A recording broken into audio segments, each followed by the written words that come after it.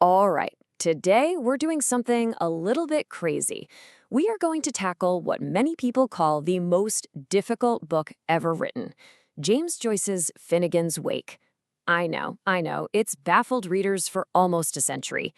But stick with me, because in this explainer, we're going to crack the code of its very first story. I mean, just look at this. What in the world is that? It's a real line from the book, I promise.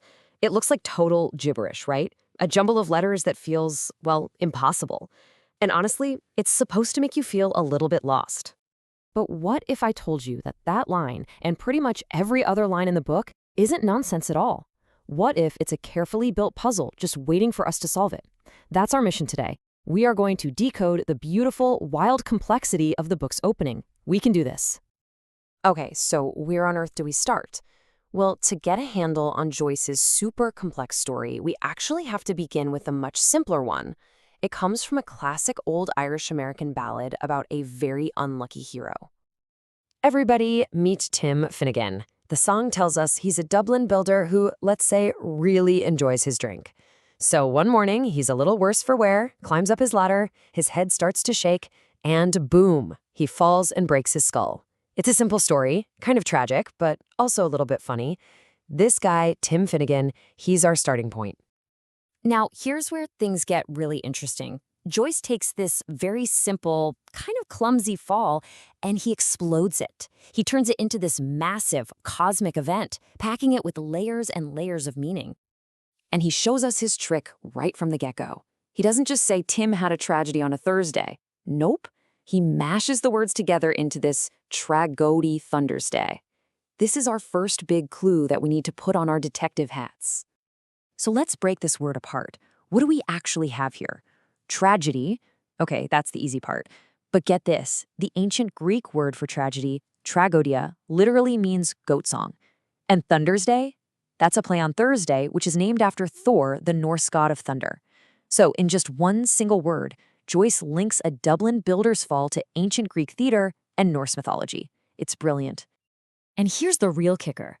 This isn't just one fall. Joyce is telling us it's every fall that has ever happened, all rolled into one moment. So yeah, it's Tim Finnegan falling off his ladder. But it's also Adam and Eve's fall from the Garden of Eden. It's Humpty Dumpty having his great fall. It's even the fall of entire civilizations, like the Roman Empire. It's all of them, all at once. Okay, so Tim has fallen. What happens next? Well, we move on to the funeral party, the wake. And, in classic Irish style, this isn't some somber, sad affair. Oh no, it's a massive, chaotic, joyful party. Joyce crams the party with all the hooligans of the nation. And the guest list is just wild. You've got these legendary giants from folklore, Gog and Magog, hanging out with plumbers and sheriffs. There are musicians, filmmakers, and everyone is just having the time of their lives with the utmost joviality. It's an absolute riot. And this, right here, perfectly shows Joyce's whole method. In the original song, they put whiskey at Tim's feet and porter at his head, but Joyce turns that into apocalypse of Finniski and a barrel load of Genesis. See what he did there? He smushed apocalypse into Bock, a type of beer, and Genesis into Guinness. He's a master of these word games. The party is in full swing, but don't get too comfortable. This is James Joyce, after all. The story is about to take a sharp turn from a rowdy party into something, well, something mystical and totally dreamlike.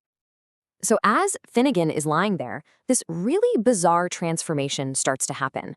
His body turns into a giant fish, which Joyce calls Fin Fo Fum the Fwish, and it's ready to be served to all the party guests, like some kind of Last Supper. And it's not just the body. The drinks from the wake transform too. The barrel of Guinness at his head becomes a loaf of bread. The whiskey at his feet becomes a glass of Dublin ale. The whole party suddenly morphs into a kind of holy communion, with the hero about to become the meal. But just as everyone is about to dig in, poof, he vanishes. He is no himo, as in nowhere and no more.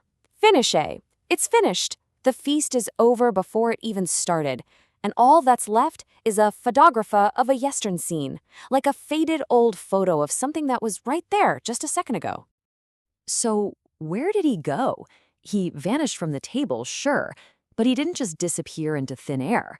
And this question leads us to the final and frankly breathtaking reveal of this entire first story. This is the central mystery, isn't it? If he's not on the table, then where is he? The answer is just incredible. He became the landscape. He is the land. Joyce even made up this little symbol for him. It looks like a sideways M to show his body literally laid out, asleep, embedded right into the geography of Dublin. Let's trace his body together. His head isn't on a pillow anymore. It's Howth Head, that big rocky peninsula that sticks out on the north side of Dublin Bay. And his feet? Well, they're planted all the way across town, near the Magazine Wall in Phoenix Park, which is this huge park on the west side of the city. So if you connect the dots, you get this unbelievable picture Joyce has been painting for us. The entire city of Dublin is the body of a sleeping giant. And the River Liffey? That's just flowing past him like his lifeblood. And that's the key to everything. Finnegan isn't dead and gone. He's just sleeping. He's dreaming the entire history of the world, and that dream is the book itself. He's a giant, sleeping under the streets of Dublin, just waiting for the day he'll wake up again. You see, what Joyce is really showing us is that history and myths and stories, they aren't just in books. They're literally in the ground beneath our feet.